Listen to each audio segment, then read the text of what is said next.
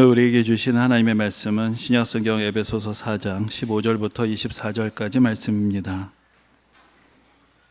허락하신 말씀을 봉독하겠습니다.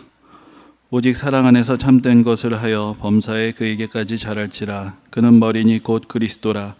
그에게서 온몸이 각 마디를 통하여 도움을 받음으로 연결되고 결합되어 각 지체의 분량대로 역사하여 그 몸을 자라게 하며 사랑 안에서 스스로 세우느니라. 그러므로 내가 이것을 말하며 주 안에서 증언하노니 이제부터 너희는 이방인이 그 마음에 허망한 것으로 행함같이 행하지 말라. 그들의 총명이 어두워지고 그들 가운데 있는 무지함과 그들의 마음이 굳어짐으로 말미암아 하나님의 생명에서 떠나 있도다. 그들이 감각 없는 자가 되어 자신을 방탕에 방임하여 모든 더러운 것을 욕심으로 행하되 오직 너희는 그리스도를 그같이 배우지 아니하였느니라. 진리가 예수 안에 있는 것 같이 너희가 참으로 그에게서 듣고 또한 그 안에서 가르침을 받았을진데 너희는 유혹의 욕심을 따라 썩어져가는 구습을 따르는 옛사람을 벗어버리고 오직 너희의 심령이 새롭게 되어 하나님을 따라 의와 진리의 거룩함으로 지으심을 받은 새 사람을 입으라. 아멘.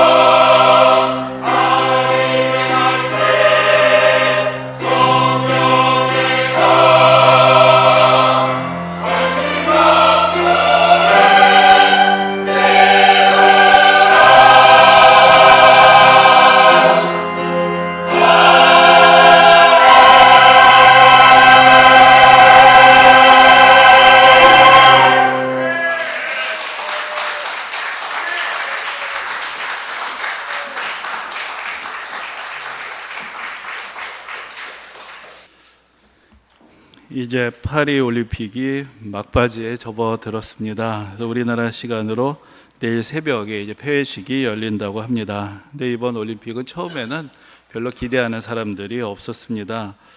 선수들이 많이 뛰는 구기 종목에서 다 예선에 탈락을 해서 선수단 규모도 또 그 역대 최소급이었고 메달에 대한 기대도 한 5개나 따려나 하는 그런 예측 기사를 보았던 적이 있습니다. 그런데 실제로 경기가 시작되고 나니 이제 의외의 예상 밖의 성과들이 나오게 되었습니다. 그래서 오늘 마지막 날이라 또 어떻게 될지 모르는데 제가 오늘 아침에 본 대로 하면은 여태까지 13개의 금메달, 그 모두 합해서 30개의 메달을 따게 되어서 거의 역대 최고급의 성적을 올리게 되었다라고 합니다. 근데 또 그 종목들을 보니까 이 양궁, 사격, 펜싱, 태권도, 하나님이 우리에게 전신갑주를 입혀주셨는지 뭐 이거 활도 잘 쏘고 총도 잘 쏘고 칼도 잘 쓰고 싸움도 잘 싸우고 이러니 감히 어느 나라도 우리나라를 넘볼 수가 없겠구나. 저 나라는 못 당하겠다. 뭐 그런 생각을 하게 되지 않을까라는 그런 생각도 해보게 되었습니다.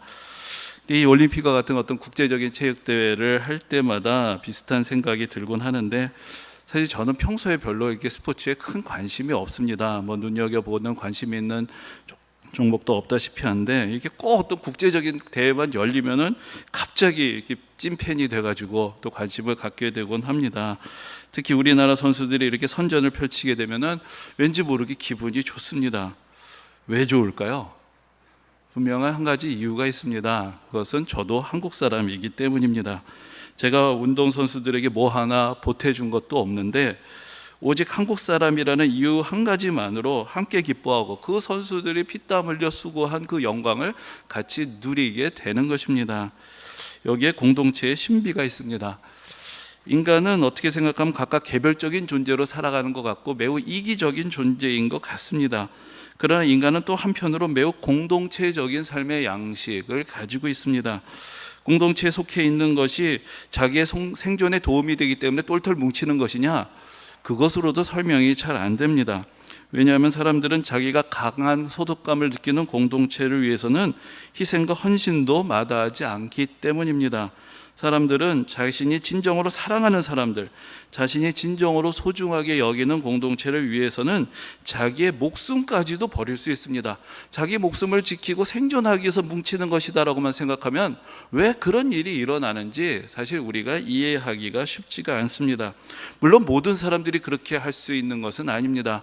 우리가 오늘 우리 교회 창립 기념 주일이지만 또 국가적으로는 광복을 기념하는 그런 주일이기도 한데 정말 일제시대에 그들은 보지도 못할 그 대한독립을 꿈꾸면서 자기 자신을 희생했던 분들, 그분들 또 자유를 지키기 위해서 전선에서 산화했던 그런 분들의 희생이 오늘날 우리를 있게 합니다. 근데 그분들은 무엇을 누리고 있는가? 무슨 생각을 가지고 있었기 때문에 그렇게 기꺼이 자기 자신을 희생할 수 있었는가? 참 이것을 생각해 보면은 참 우리 마음속에도 숭고한 느낌, 어떤 존경심을 품게 되는 것입니다. 근데 그런 면에서 우리가 소속감을 느끼는 공동체라는 것은 우리의 정체성의 근원이 되고 확장된 생명을 우리에게 수여한다고 할 수 있습니다. 이 공동체의 존속과 번영을 위해서 스스로 희생할 수 있다는 것은 자기 자신과 공동체를 동일시하는 것이고 어떤 면에서 공동체를 통해서 자기가 더 영속되는 생명을 얻을 수 있다라는 그런 기대, 나는 죽어도 우리나라, 우리 민족은 영광을 얻는다라는 그런 생각 속에서 기꺼이 자기 자신을 이렇게 버릴 수가 있었던 것입니다. 그런데 이제 문제는 우리 각자의 자신이 어떤 공동체에 속해 있느냐에 있습니다. 인간은 자기 자신이 소속된 공동체를 위해서 헌신하고 희생할 수 있는 그런 묘한 신비한 습성이 있습니다. 그리고 또한 어떤 공동체든지 그 공동체를 위해서 희생하는 사람들을 지켜 세우고 칭찬하고 다른 구성원들에게도 그와 같은 희생을 요구합니다. 그런데 그 공동체가 그것이 국가이든지 어떤 조직이든지 잘못된 목표를 추구하고 있다면, 그래서 부당한 목표를 향해서 희생을 강요하는 조직이라면 그 공동체를 위해서 희생한 내 인생은 허비되어 버리는 것이고 내 인생 때문에 나의 그 노력 때문에 더 많은 사람들이 불행에 빠지게 되는 그런 결과를 가져오게 될 것입니다. 우리가 앞에서 올림픽에 대한 말씀을 드렸지만은 우리가 올림픽에서의 승리와 영광을 거리낌 없이 기뻐할 수 있는 또 다른 이유가 있습니다. 그것은 올림픽 정신 때문입니다. 모든 나라의 선수들이 정정당당하게 승부를 겨루고 또 서로 존중하고 또 인류애를 나누고자 하는 정당한 취지가 있기 때문에 우리가 거기서 승리한 것을 기뻐하는 것입니다. 만일 그 승리가 총칼로 이루어진 것이라면, 누군가를 고통스럽게 하고 부당하게 이익을 갈취하여서 얻어진 그런 승리라면은 우리는 그런 승리의 영광을 기뻐해서는 안 될 것이고, 그런 승리의 영광도 결코 오래가지 못하고 나중엔 오히려 오욕으로 남게 될 것입니다. 우리가 한국 사람임을 자랑할 수 있는 이유는 우리가 오늘날 여러 나라의 미움의 대상을 받게 된 것이 아니라 선망의 대상이 되어가고 있고, 그것이 단지 또 우리가 오늘날 많은 관광객들이 오는 이제 그런 나라로 변화되어 가고 있기 때문만이 아닙니다. 고통스러운 역사를 겪었습니다. 그러나 우리가 그것을 극복해내었고 원조 받던 나라에서 최초로 원조하는 그러한 나라가 되었습니다. 그래서 많은 나라들에게 희망의 상징이 되었습니다. 그리고 오늘날 우리나라가 많은 영향력을 미치고 있는 것이 바로 문화적인 혜택을 더 많은 사람들에게 나눠주고 있는 그런 일들을 통해서 사람들에게 주목을 받습니다. 그리고 무엇보다도 복음을 전하는 열정을 가지고 땅끝까지 이르러 복음을 전하는 그런 나라가 되었다는 것, 이 모든 것들이 우리로 하여금 진정으로 자랑스러움을 느끼게 하는 것입니다. 이 세상의 많은 공동체, 여러 국가들, 민족, 기업, 조직들이 다 구성원들에게 희생을 요구하면서 마치 영원할 것 같은 보상을 약속합니다. 그러나 실제로 우리의 희생을 우리가 희생할 수 있는 어떤 절대적인 가치가 있는 공동체, 그것은 사실 많지 않습니다. 우리의 소중한 인생을 아낌없이 희생할 수 있는 그런 가치 있는 공동체, 그것이 과연 어디에 있는 것일까요? 실제로 영원하고 실제로 우리의 희생에 대해서 영원한 생명으로 보상해 줄 수 있는 공동체는 이 세상에 단 하나밖에 없습니다. 그것은 바로 우리가 예수 그리스도와 연합하여서 예수 그리스도의 몸, 예수 그리스도의 지체가 되어서 들어가게 되는 하나님의 나라이며, 그 하나님의 나라가 지금 이 땅에서 존재하고 있는 양식인 교회인 것입니다. 오늘 본문에서 우리에게 교회가 어떤 것인지에 대해서 가르쳐 주고 있습니다. 그 가운데 두드러지는 두 가지를 우리가 주목해 보게 되는데, 하나는 바로 예수 그리스도와 연합됨으로 이루어지는 새로운 공동체의 모습을 보여줍니다. 그리고 그 공동체에 소속됨으로 우리가 새 사람이 되고, 그렇게 새 사람이 되어서 또 함께 이 새로운 공동체를 이루게 되는 그런 신비한 연합의 관계를 우리에게 보여주고 있습니다. 오늘 본문은 먼저 교회를 예수 그리스도의 몸이라고 그렇게 정의하고 있습니다. 예수 그리스도를 머리로 하여서 연결된 지체라는 것입니다. 예수님을 머리로 한다는 말이 사실 언뜻 이해가 잘 가지 않기도 합니다. 그래서 제가 종종 좀 더 다른 말로 바꿔보고자 하는데, 앞에 두 글자를 더 붙이면 어떨까? 예수님의 머리인데 어떤 머리냐? 우리의 우두머리다. 그러면 조금 더 와닿지가 않을까? 예수님이 우리의 우두머리, 우리의 두목, 이 두목도 머리 두자를 쓰죠. 우리의 대장이시다. 그렇게 이해를 하면은 예수님이 우리의 머리가 되신다는 것이 조금 더 직접적으로 와닿지 않을까라는 그런 생각을 해봅니다. 근데 이 두목, 우리의 대장, 우리의 우두머리 되시는 예수님은 자기 자신을 위해서 밑에 있는 사람들을 희생시키고 자기 혼자서 영광을 독차지하는 그런 악한 독재자가 아닙니다. 오히려 우리를 위해서 당신 자신을 희생하시고 우리를 살리시고 당신의 영광을 아낌없이 우리에게 나누어 주시는 그러한 대장이 되시는 것입니다. 그래서 우리는 이 영광스러운 조직의 일원이 된 것을 진정으로 자랑스러워하고, 우리도 우리의 대장 되시고 우리의 머리 되시는 예수 그리스도를 위해서 기꺼이 우리 자신을 희생할 수 있는 것입니다. 더 나아가서 예수님이 우리의 머리라는 것은 우리의 삶의 가치관, 우리의 삶의 원리, 우리의 삶의 기준이 다 예수님으로부터 나온다라는 것을 의미하는 것입니다. 우리 몸의 각 지체는 머리로부터 지시를 받아서 그렇게 움직이는 것이기 때문입니다. 그래서 예수님의 머리가 되신다면은 그 머리의 지시를 받아서 우리도 살아가는 것이다. 이제 그것을 우리에게 가르쳐 주고 있습니다.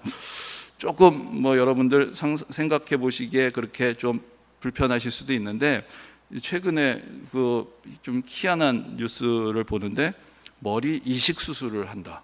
이런 희한한 얘기들이 있죠. 근데 제가 예전에 어떤 글에서 보니까 머리는 이식할 수 없다고 합니다. 무슨 뜻이냐면은 머리가 이식되는 것이 아니라 그 머리에 몸을 이식한다는 것이죠.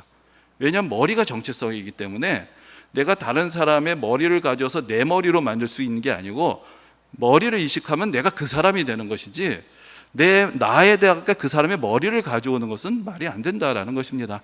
예수 그리스도가 머리가 되신다는 것은 우리가 다른 사람이 된다는 것을 의미합니다.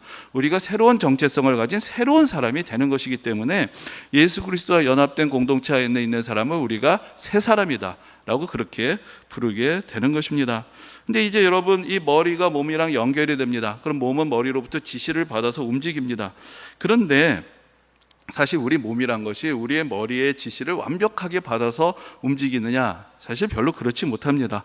앞에서 우리가 올림픽 이야기를 드렸지만은 이 탁월한 기량을 보이는 선수들은 자기들이 목표하고 보고 판단하고 생각한 대로 몸이 움직입니다.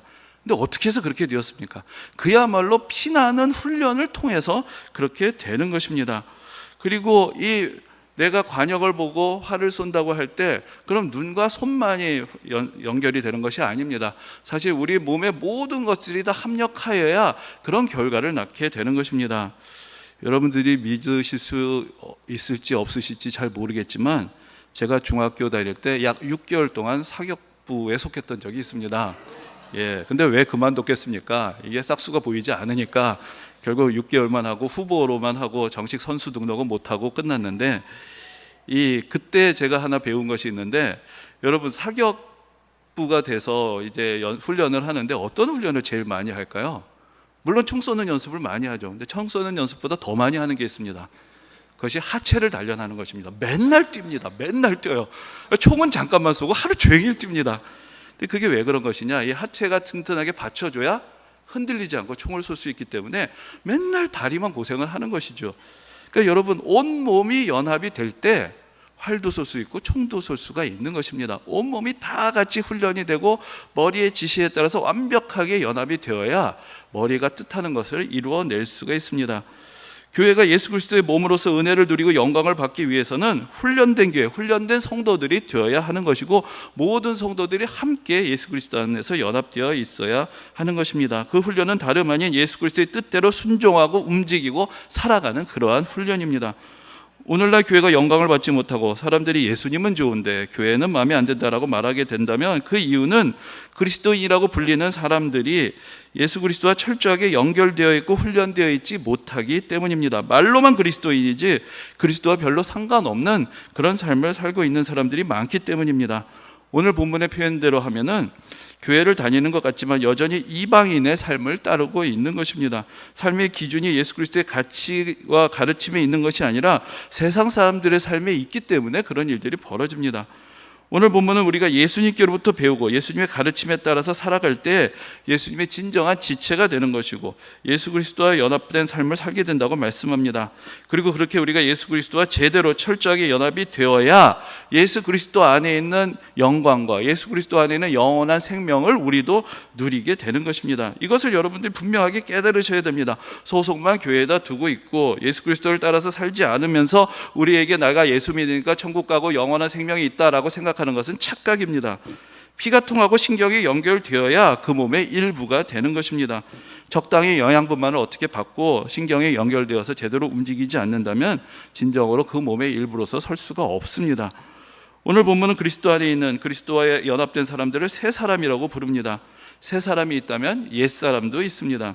옛 사람은 오늘 본문의 표현대로 하면 유혹의 욕심에 따라 썩어져가는 옛 습관을 따르는 사람들입니다. 반면에 새 사람은 하나님을 따라 의와 진리의 거룩함으로 새롭게 지으심을 받은 사람들입니다.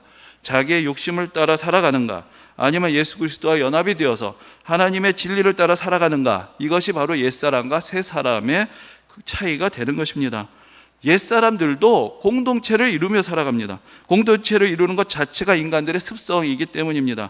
하지만 옛사람들로 이루어진 공동체는 그리스도와 연합된 공동체, 새로운 사람들로, 새 사람들로 이루어진 공동체와 다릅니다. 옛사람들로 이루어진 공동체는 자기 자신들이 머리가 되려는 공동체입니다. 그리고 구성원들을 존중하고 사랑하고 세워주지 못합니다. 일방적으로 희생을 강요하거나 특정한 사람들이 잘난 척하는 것에 들러리를 세우는 그런 공동체가 되어버립니다. 그런 공동체도 겉으로는 교회의 모습을 가질 수 있습니다. 그러나 실상은 예수님의 가치관을 따르지 않고 여전히 자기 자신만을 위하고 세상의 가치관과 삶의 방식을 포기하지 못하는 그런 사람들의 공동체로 살아가는 것입니다. 그래서 교회 안에서도 서열을 따지고 가진 것을 가지고 사람을 판단하고 사람과 긍휼의 마음이 없고 다른 사람들을 깎아내리면서 자신을 드러내려 한다면 겉으로는 혹시 교회 간판을 걸고 있는지 몰라도 그것은 하나님 나라에 속한 교회가 아니라 세상에 속한 여러 공동체 중에 하나에 지나지 않는 것입니다. 우리나라 사람들 많은 경우에 어떤 강압적인 공동체에 대한 상처가 있습니다. 그래서 요즘은 공동체를 좀 멀리하고 어떤 소속대대로 적당한 거리를 두게 되는 경우들이 많습니다. 많은 사람들이 그들이 경험했던 공동체와 같은 모습을 교회 안에서 보게 될 때 교회 안에서도 상처를 받게 되고 교회를 떠나거나 소극적인 관계에 만족하게 되기도 합니다. 그러나 그것은 진정한 교회가 아니기 때문에 벌어지는 일입니다. 교회는 구성원들의 희생을 강요하고 그 희생 위에서 영광을 누리는 것이 아니라 우리를 위해서 희생하신 예수 그리스도의 거룩한 사랑 위에 세워진 것입니다. 그리고 이 그리스도의 사랑 안에서 서로 사랑하고 서로 연합이 되는 그런 공동체입니다. 강요된 희생이 아니라 자발적인 사랑과 헌신으로 연합이 되는 것입니다. 그러므로 우리는 서로 배려하고 존중하고 아껴주고 위로하는 공동체를 이루어갑니다. 자기 자신의 개성을 잃고 획일화된 삶을 강요받는 것이 아니라 튀지 말라고 너는 왜 다르냐고 지적질 받는 그런 공동체가 아니라 각자 자기 자신의 그 다양한 삶의 모습을 하나님의 은혜로 성장시키고 자기 자신 안에 하나님께서 주신 가능성을 최대한 발휘함으로 공동체를 아름답게 하고 공동체에 기여하는 그러한 모습으로 살아가는 것입니다. 단색으로 칙칙하게 그렇게 꾸며진 공동체가 아니라 다채로운 색의 모자이크로 서로 연합함으로 더 아름다운 작품을 함께 이루어가는 곳이 교회인 것입니다.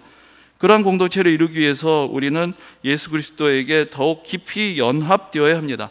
예수님으로부터 배우고 예수님께 순종하고 예수님의 삶의 모범을 따르는 공동체가 되어야 합니다. 모든 사람들을 용납하시고 세리와 죄인의 친구가 되시고 고통받는 사람들을 고치시고 구원해 주신 그 예수 그리스도를 닮아가는 사람들이 되어야 하는 것입니다.